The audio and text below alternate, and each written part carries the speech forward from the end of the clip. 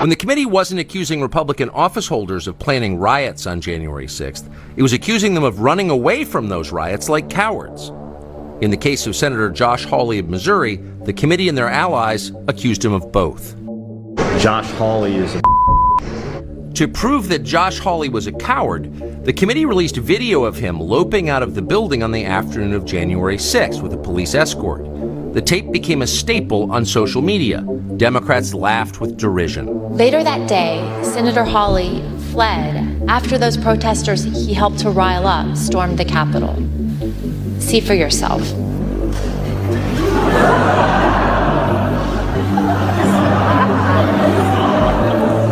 But in fact, the surveillance footage we reviewed shows that famous clip was a sham, edited deceptively by the January 6th committee. The clip was propaganda, not evidence. The actual videotape shows that Hawley was one of many lawmakers being ushered out of the building by Capitol Hill police officers. And in fact, Hawley was at the back of the pack.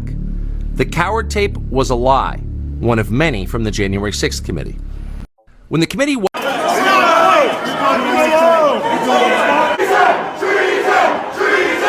It's only a matter of time. Justice is coming. All right, come on. Over 4 million people are coming. Thank you for filling this chamber with patriots that love you and that love Christ.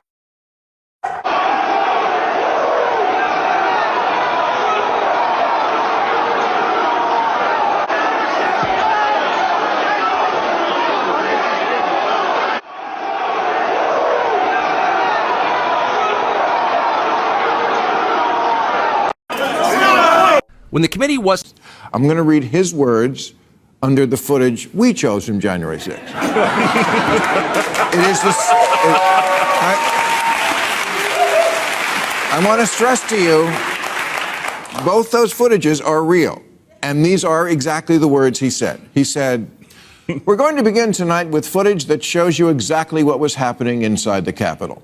The footage does not show an insurrection or a riot in progress. Instead, it shows police escorting protesters through the building. They were peaceful. They were orderly and meek. These were not insurrectionists. They were sightseers. Protesters queue up in neat little lines. They give each other tours outside the Speaker's office. They take cheerful selfies and they smile. They're not destroying the Capitol. They obviously revere the Capitol." Okay, so... Last night, Tucker Carlson cherry-picked video surveillance from the January 6th insurrection, severely downplaying the event of that day. He said the mob was orderly and meek and that they were tourists instead of insurrectionists. What's your response to Carlson and to Speaker Kevin McCarthy, who granted him access to that video? Anybody who watched that video would strongly disagree. Anybody who watched that video with their own eyes in a real way and saw what happened on that day would disagree with what. The Capitol Police Chief and the Senate Republican leader both raised concerns about the footage that you gave to Tucker Carlson, the way he portrayed it. He portrayed it as a mostly peaceful day. Do you have concerns with that portrayal? You know, you asked the same question yesterday, and let me walk you back through that. The Capitol Police Chief, we went to them and asked, is there any clips in the process of where you see, tell us any warnings? He only had one, and we cleared it up. Lo and behold, Swalwell had already put that clip out on the internet for the last year and a half. I'm not sure if you asked, based upon any of those, about what you did with CNN. When CNN told where the leaders were taken, a secret place where they told us we couldn't even tell people. I know, and I'm answering your question. You can ask whatever question you want, but I have the right to answer your question. Mr. Speaker, I'm answering his question, thank you. When CNN told the American public... I've read something about Tucker Carlson the other day, because of the release of those January the 6th documents to Fox and to Tucker in particular, and it said, far-right journalist Tucker Carlson. If Tucker Carlson's not far-right, he's like a normal right-wing guy. Far-right means marching and red, white, and black flags. I've seen me written as far-right. And his enforced zip code somehow made it all the way to Washington. There are still people in America that believe that A mob of older people from unfashionable zip codes somehow made it all the way to Washington, D.C. probably by bus. They wandered freely through the Capitol like it was their building or something. They didn't have guns, but a lot of them had extremely dangerous ideas. They talked about the Constitution and something called their rights. Awful as it was, there was nothing racial about what happened that day. Claiming otherwise is absurd. It's a fantasy. It's a lie. Millions of Americans sincerely believe the last election was fake. You can dismiss them as crazy. You can call them conspiracy theorists. You can kick them off Twitter. But that won't change their minds. You may be wondering, did 400 people really commit serious crimes that day? Well, that depends how you define crime.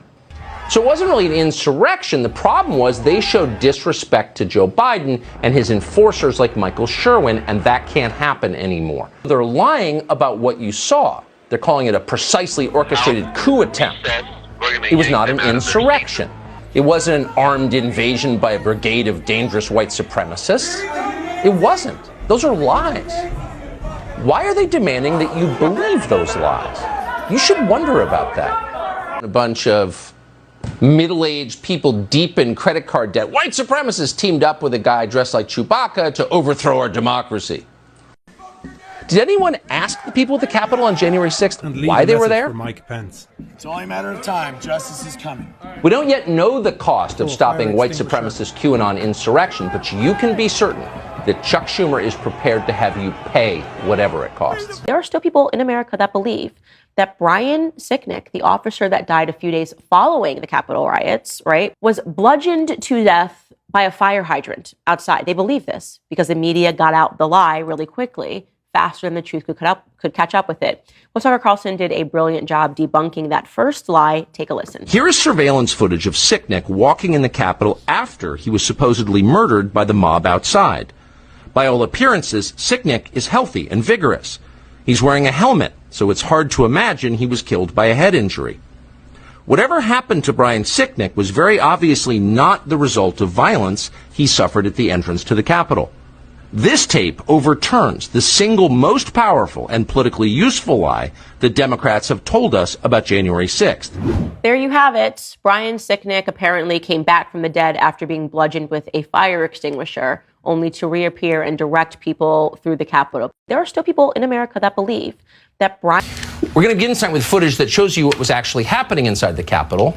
The footage does not show an insurrection or a riot in progress. Instead, it shows police escorting protesters through the building, including the now infamous QAnon shaman. Watch. These are the pictures you've seen of January 6th. They're familiar because they've been playing on a loop on every media outlet in America for the last 2 years. There's a reason for that. But it turns out there's quite a bit of video you haven't seen. And that video tells a very different story about what happened on January 6th. More than 40,000 hours of surveillance footage from in and around the Capitol have been withheld from the public. And once you see the video, you'll understand why. Taken as a whole, the video record does not support the claim that January 6th was an insurrection. In fact, it demolishes that claim. And that's exactly why the Democratic Party and its allies in the media prevented you from seeing it.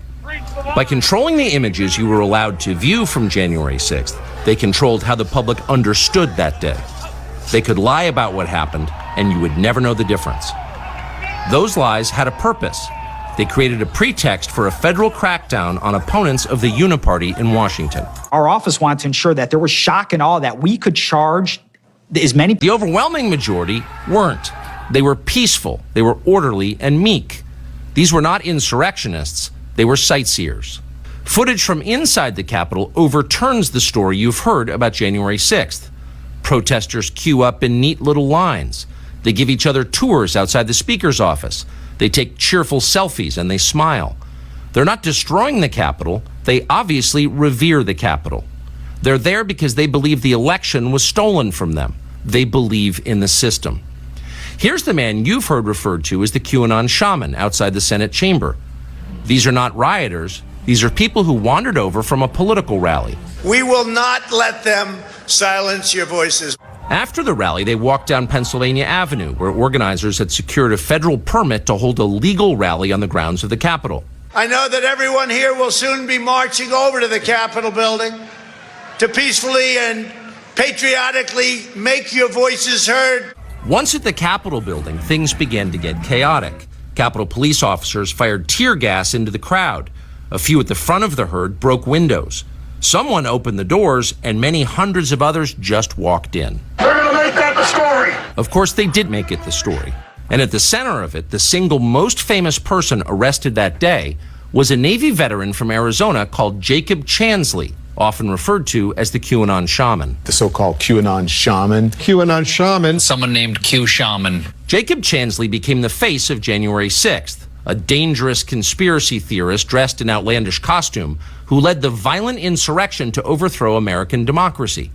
For these crimes, Chansley was sentenced to nearly 4 years in prison, far more time than many violent criminals now receive. What did Jacob Chansley do to receive this punishment? To this day, there is dispute over how Chansley got into the Capitol building.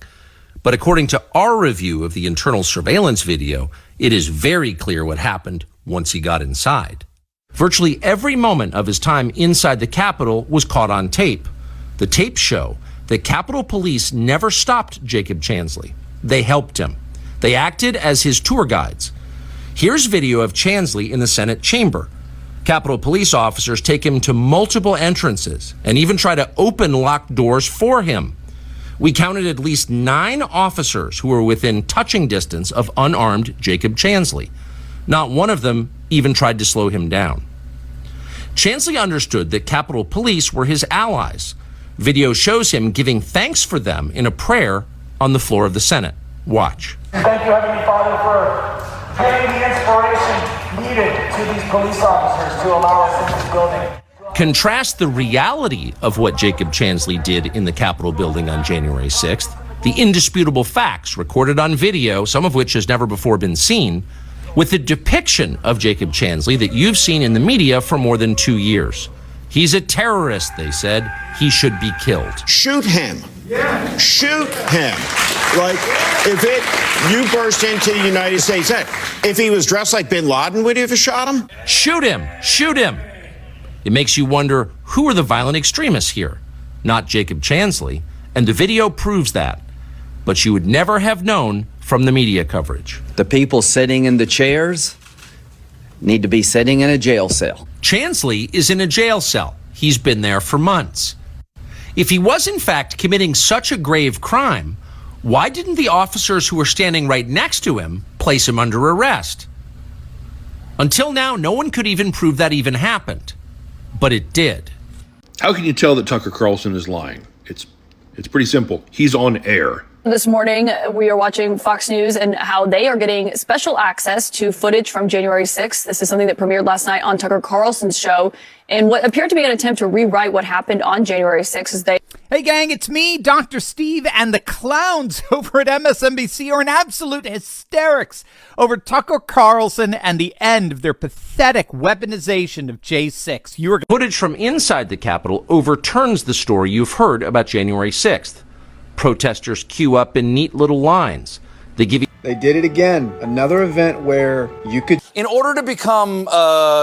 They controlled how the public understood that day. They could lie about what happened, and you would never know the difference. Those lies had a purpose. They created a pretext for a federal crackdown on opponents of the Uniparty in Washington.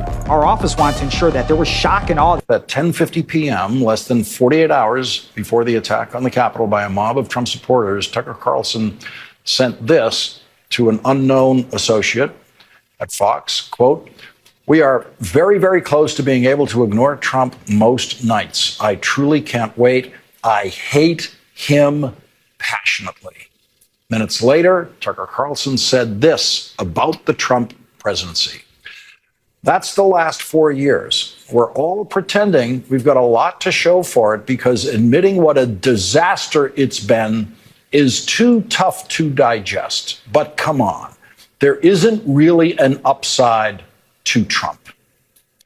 Because of the footage that you gave Tucker Carlson last night, he went on and said this was a mostly peaceful chaos, as he said. He downplayed Brian Sicknick's death, said it was not related to January 6th, said this was not an insurrection. Do you regret giving him this footage so he could whitewash the events of that day?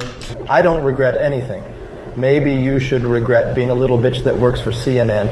Everybody knows that fake news CNN is full of woke little bitches like you that spread propaganda all day. The idea of Tucker Carlson being in that mob that day and not wetting his pants is hard to imagine. I mean, I find it hard to understand somebody who has never put himself in harm's way in any capacity for anyone else or on reporting a story.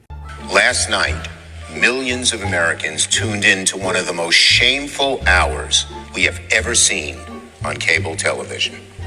With contempt for the facts, disregard of the risks, and knowing full well he was lying to his audience, Fox News host Tucker Carlson ran a lengthy segment last night arguing the January 6th Capitol attack was not a violent insurrection.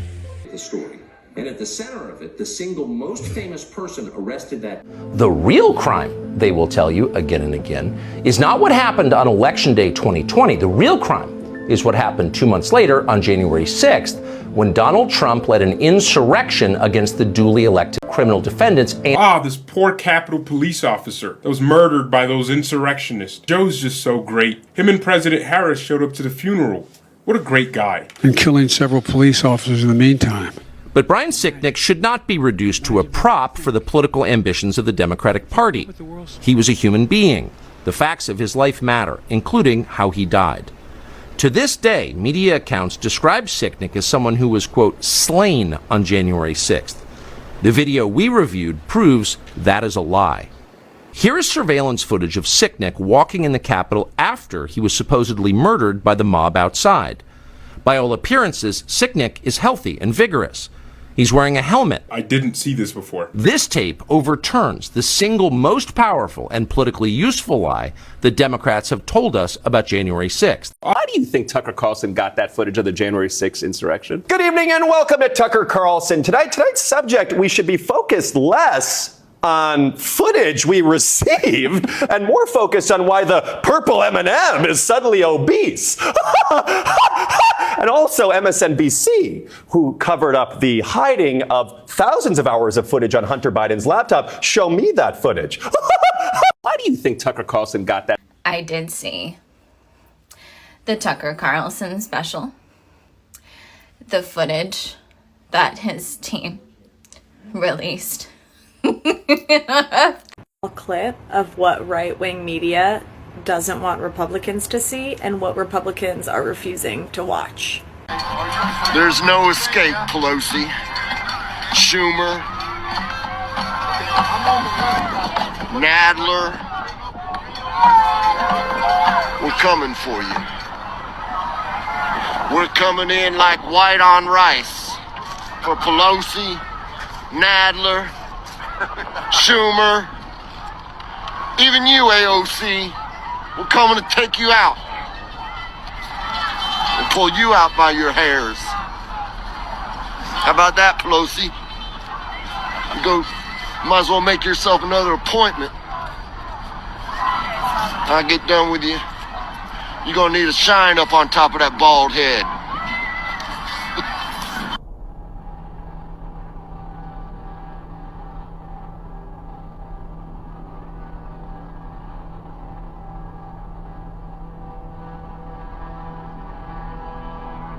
More thing. Virtually no one in Washington, Republican or Democrat, certainly not in the news media, wanted to see this tape released tonight. That's why it's remained hidden for more than 2 years. In recent weeks, the usual hyenas in Congress and on cable news have been howling about we are putting lives at risk by showing this tape to the public.